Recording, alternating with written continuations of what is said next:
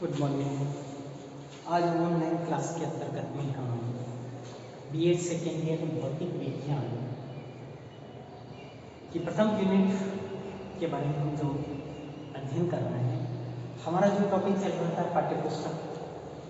तो हमने अभी तक पाठ्यपुस्तक की अवधारणा, अर्थ, उसकी परिभाषा, इसकी आवश्यकता, इसकी विशेषताओं के बारे में अध्ययन किया है। आज हम पढ़ेंगे भौतिक विज्ञान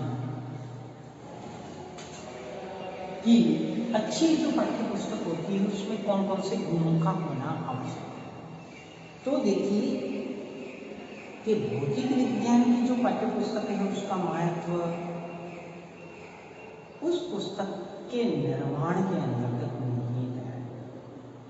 बालक की आवश्यकताओं को पूरा करें और इसके अलावा उसके आकर्षक को सारी चीज़ों का ध्यान रखें, लेखन शैली का ध्यान रखें, उसमें चित्रों का समावेश करें और जो मुद्रण किया जाता है, भाषा की जो शैली होती है, वह सारी चीज़ें अच्छी प्रकार से उसमें अंकित की गई हो।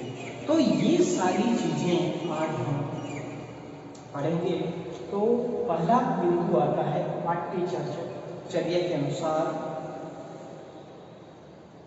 अब देखिए पाठ्यचर्या के अनुसार पाठ्यपुस्तक होनी चाहिए, ये हम सब मानते हैं।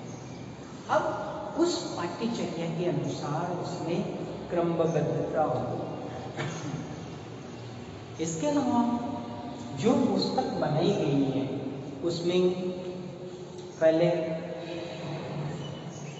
फ्रंट जो पेज है वो अच्छा होना चाहिए। इसके अलावा लेखक का परिचय होना चाहिए। इसके अलावा उस पुस्तक का उद्देश्य क्या है वो उद्देश्य बताना चाहिए, यानी जिसको प्राकट्य कहते हैं, इसके हिंदी में आमुख भी कहते हैं। तो ये होने के बाद में फिर विषय के बारे में बताया जाए और विषय के बारे में बताने के बाद में इंडेक्स हो।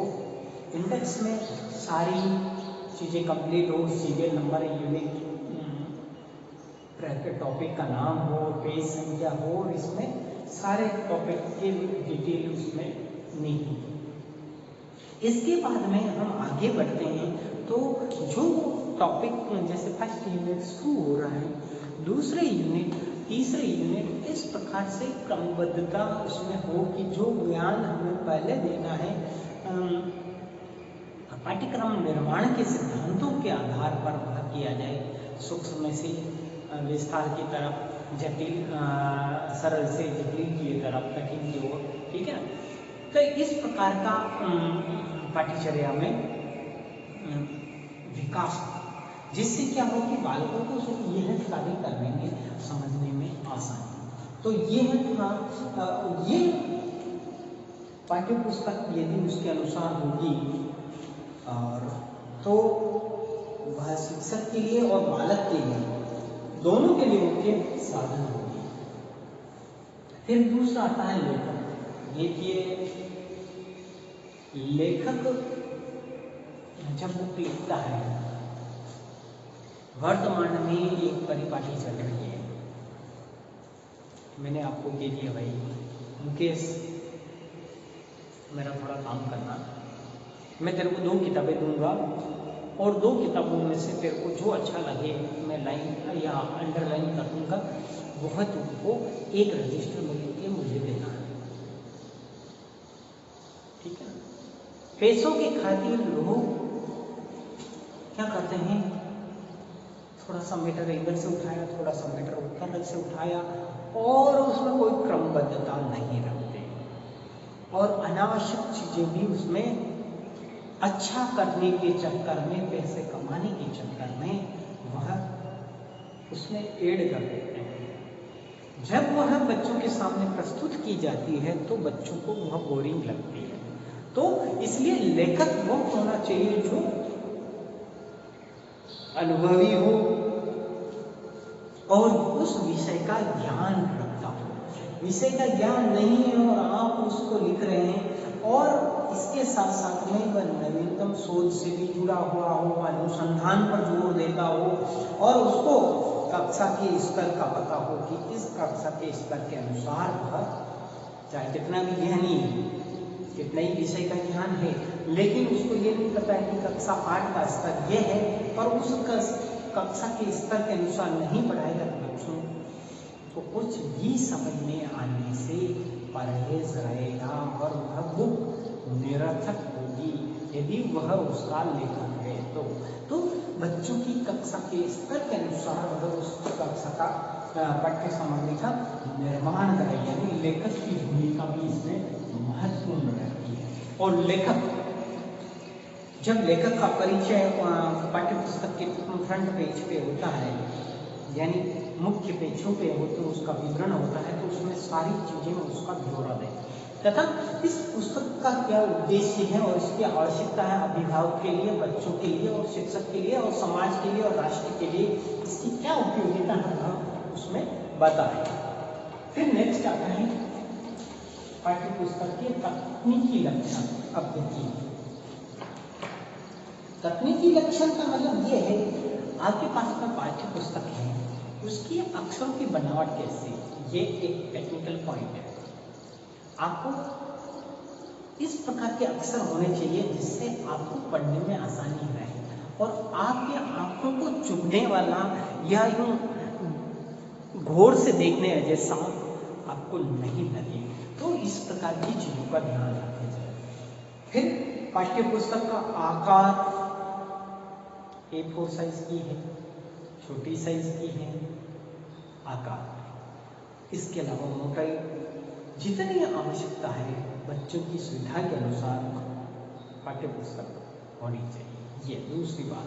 तीसरी बात आता है अक्षरों के आकार, शीर्षक, उपशीर्षक, शिक्षण बिंदु इत्यादि अपने आप पहचान में आए, ठीक है ना। अब टॉपिक लिखा हुआ है तो सामने लिख जाना चाहिए आज हम क्या पढ़ रहे हैं, भौतिक विज्ञान की पाठ्यपुस्तक के बिंदुओं के बारे में अध्ययन कर रहे हैं, तो ये टॉपिक देखते ही उसके समझ में आ जाना चाहिए बालक की। इन बिंदुओं को देखते ही इन बिंदुओं पर आज हम चर्चा करेंगे। तो इस प्रकार पाठ्यपुस्तक में इस प्रकार की होना चाहिए। फिर जो इसके जो फ्रंट कवर होता है वो जिल्द मजबूत हो, वो नहीं होकर अंदर का कागज बाहर का कागज एक जैसा और 3-4 दिन में पुस्तक के फर्स्ट और लास्ट वाले पेज उड़ गए, धीरे धीरे बुक आगे से भी जाती रहती है पीछे से भी जाती रहती है, यानी पेज हटता रहता है। तो इस प्रकार मजबूत जिल्द हो और सुविधाजनक हो, ठीक है ना। तो इन टेक्निकल चीजों का ध्यान रखना आवश्यक होता है। और पाठ्य पुस्तक का जो आकर्षण है वह बना रहे और अच्छा हो और उनको ध्यान में रखते हुए और उसका निर्माण करना चाहिए। फिर नेक्स्ट आता है भाषा शैली। भाषा एवं शैली हमेशा भाषा सरल होनी चाहिए। भाषा की जो शैली है वह छोटे बालकों के लिए उनके अनुभव को और ताकि क्या बच्चे समझ सकें और स्पष्ट भाषा होनी चाहिए, उन्हीं घुमावदार अर्थी भाषा का प्रयोग न करें और इसमें अलंकारों का प्रयोग न करें। इसमें भौतिक विज्ञान पाठ्यक्रम के अंतर्गत इसके साथ में ही पाठ्य पुस्तक की शैली सरल से जटिलता की ओर बढ़नी चाहिए। शैली में विभिन्नता भी होनी चाहिए, यूनिक सरलता ही, कुछ कठिन का शब्दों का भी इस्तेमाल हो। इसके अलावा इसके मुद्रण में वर्तनी संबंधी कोई त्रुटि नहीं हो। इसके अलावा वाक्य की रचना रुचिकर होनी चाहिए और वाक्य की जो रचना की गई है वह रुचिकर हो और उसके लिए क्योंकि अब भौतिक विज्ञान में तो समीकरण, सूत्र, नामावलियाँ, पारिभाषिक शब्दों का सही उसका आकर्षक और ढंग से मुद्रित किया जाए और उनका अर्थ बताया जाए। यूँ नहीं है कि आपने गलत तरीके से उसका अर्थ बता दिया तो बच्चा उसको पढ़कर उसका गलत अर्थ ना लगाए, इसके लिए हमें इन चीज़ों का हमें ध्यान रखना है। फिर विषय वस्तु का संगठन। अब देखिए विषय वस्तु का संगठन, जब आप बुक खोलते हैं तो फ्रंट पेज में क्लास का विवरण, सब्जेक्ट का विवरण, फिर आगे वाला पेज खोलोगे, लेखक का नाम, मुद्रण, सारी चीज़ें आएगी। फिर लेखक का कथन आएगा, फिर प्राकट्य आएगा यानी आमुख आएगा, और इसके बाद में उद्देश्य भी दे रखे हैं, बहुत सारे उद्देश्य दे रखे हैं, और फिर उसके बाद में विवरणिका आएगी कि इस विषय सूची आ जाएगी, और उसके बाद में अध्याय यूनिट शुरू हो जाएंगे। तो इस प्रकार विषय वस्तु का संगठन इस प्रकार करना चाहिए कि जो प्राकट्य है या आमुख है, उस किताब में मुख्य मुख्य क्या बातें बताई गई है उसके बारे में बताया जाए, और अंत में संदर्भ साहित्य भी बताया जाए कि ये इसमें इन संदर्भ साहित्यों की सहायता ली गई। इसके साथ साथ में मनोवैज्ञानिक और तार्किक क्रम में संगठित किया जाए, ताकि क्या हो कि बच्चों का तार्किक और मनोवैज्ञानिक बदलाव हो सके और उनका तार्किक भावना का विकास हो सके। तो इन चीज़ों का हम ध्यान रखकर भौतिक विज्ञान की अच्छी पाठ्य पुस्तक का निर्माण कर सकते हैं। तो आज हमने भौतिक विज्ञान की अच्छी पाठ्य पुस्तक के गुणों के बारे में अध्ययन किया है। ये 5 बिंदु आपके सामने लिखे हैं। पाठ्यचर्या के अनुसार लेखक, पाठ्यपुस्तक के तकनीकी लक्षण, भाषा एवं शैली और विषय वस्तु का संगठन। तो ये मुख्य रूप से भौतिक विज्ञान के पाठ्यपुस्तक के लिए 6 होने अनिवार्य होते हैं। जय हिंद।